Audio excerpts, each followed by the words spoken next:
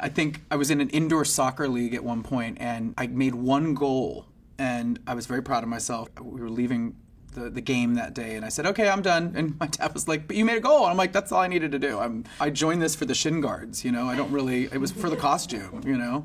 Hi everyone, I'm Adam Lambert, and today we're going to be looking back on some key moments that have shaped my identity and my career. This is Becoming Adam Lambert.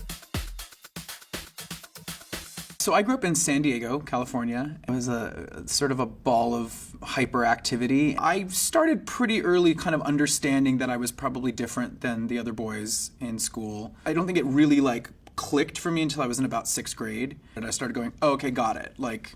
This is how I'm wired. But I'm very lucky. My parents were super liberal and super cool. I came out at the end of high school. So I was 18, I graduated, I came out to my 3 best friends, and then my mom kind of outed me. She was like, so what's the deal?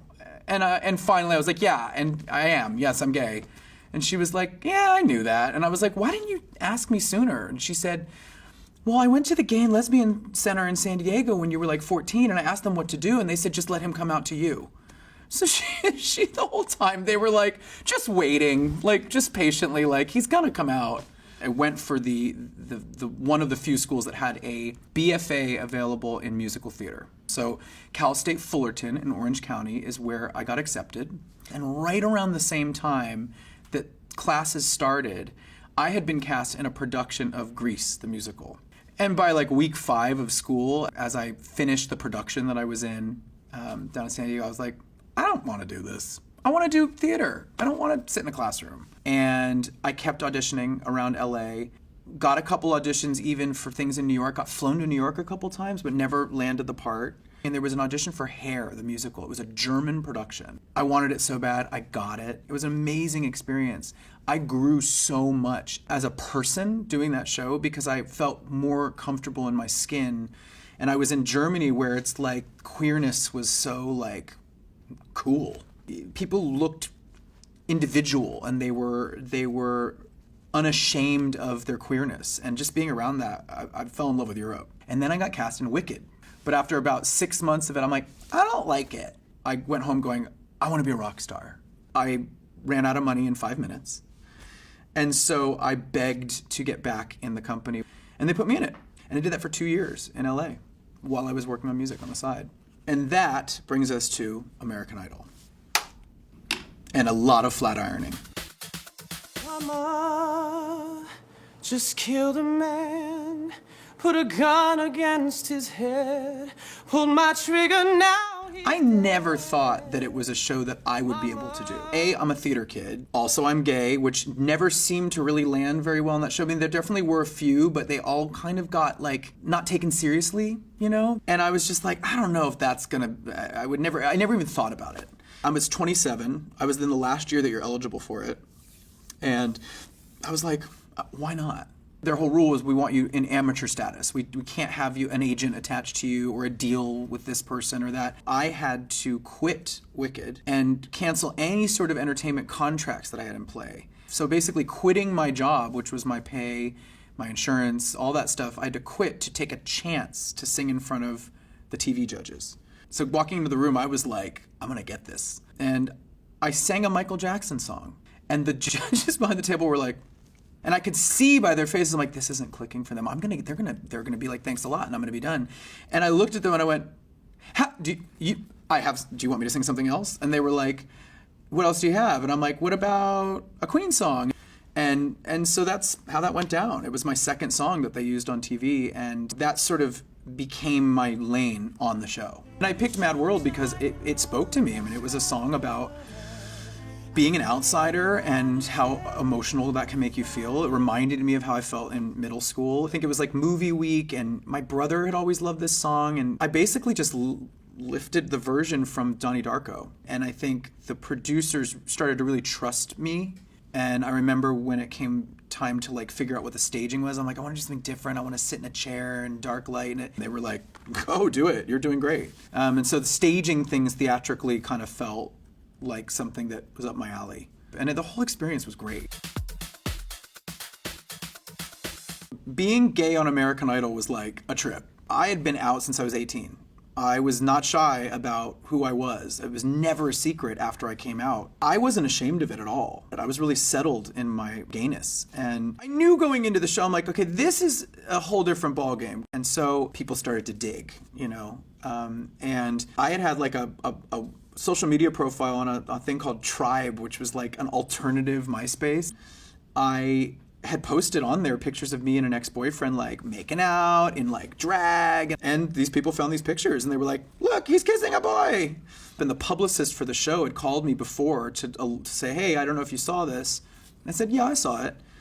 And she was so great. She was like, well, how do you want to deal with it? She's like, what do you want to say? And so I just said to the reporter, I'm like, yeah, that's me. That's all I said. I'm like, and, you know, so I did the like media trick of kind of like acknowledging but not giving anymore. The publicist that I got assigned coming off of the show was really great. He was really savvy. He was gay. He's like, I think we should work it. And so they booked me the cover of Rolling Stone, which was like, well, that's a good place to come out of the closet. That seems pretty cool. So yeah, I think I lost some fans at that point. But I always said to myself, like, well, those aren't the fans I want anyway. If they think I'm gay and that's not, they don't like that, then go away. That's who I am. Yeah, I look back on that experience and it's pretty amazing. I mean, I felt approved of. I felt like people were really excited about what I was about to do. You know, Lady Gaga had a song for me that we recorded together. Pink gave me a song. Matt Bellamy from Muse. Rivers Cuomo from Weezer. Justin Hawkins from The Darkness. Linda Perry I worked with. Like all these just like luminaries that that were heroes of mine, you know. And, you know, Pink's What Do You Want From Me was my big hit. Thanks, Pink, for kicking it off of your album. Thank you. When someone told me this, I didn't believe them, but apparently in America, that was the first time that an out gay person had a #1 debut.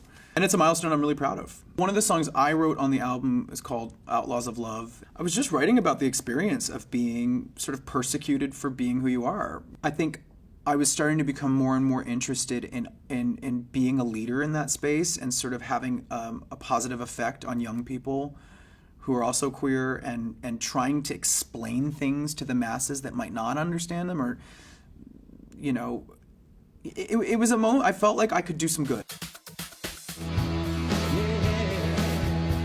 So I met Brian May and Roger Taylor of Queen on the finale of American Idol. It felt like a click. I remember looking at Brian as I was singing, he was playing, and he was kind of like, oh. After my first solo tour, something came up with them, and they were going to do a medley, and they needed a singer, and of course I immediately said yes. And as soon as I hung up the phone, I went, oh my God, can I pull this off? I knew their fans would be really critical and skeptical of this. More or less, it was well received, but I definitely read some stuff online that was not into it. So these are all the things I think that throughout my career, going and reading the comments has been sort of a double-edged sword. Sometimes it's the worst thing you can do, but it's also kind of kept me humble and it's kept me fighting to be better. Well, I think after Original High, I understood what anxiety and depression was. You know, for the first time I'd been able to put a name on it. I wanted to write something that sort of helped pull me out of that time. It gave me purpose again. It gave me a feeling of hope. You know, it allowed me to do something different. And it became sort of the mantra of moving forward. Like, I don't care anymore about people that don't get it. One of the songs I created on the album is called Feel Something, and it's a ballad, just an honest take on, hey, I've been sad. And I had decided at that point that I was interested in maybe starting my own foundation, and I had to come up with a name for it. And I was like, feel something. I mean, that's what this is. It's to connect. It's to remind people of their heart and what really matters.